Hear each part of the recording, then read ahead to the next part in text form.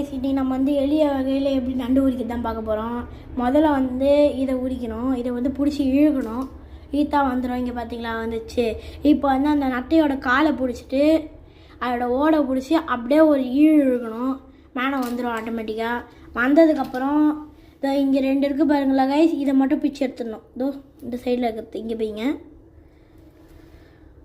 ஏன்னா அதெல்லாம் சாட முடியாது. அதுக்கப்புறம் அந்த நடுவில் மூளை மாதிரி இருக்கும்ல அதை எடுத்துருங்க.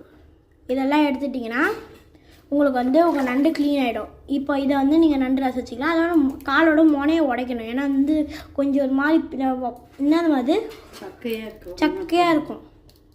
அதனால் நீங்கள் அதிக வாட்டி பண்ணும்போது உங்களுக்கு ப்ராக்டிஸ் ஆகிடும்.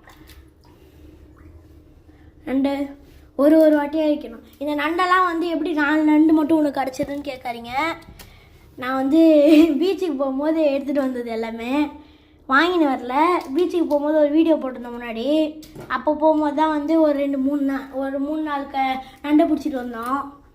இங்கே பாருங்கள் மீன் வாங்கியிருக்கோம். மீன் அந்த ஆஞ்ச மீன். அதுக்கப்புறம் கடவை வாங்கியிருக்கோம். இப்போ தான் வாங்கினோம்.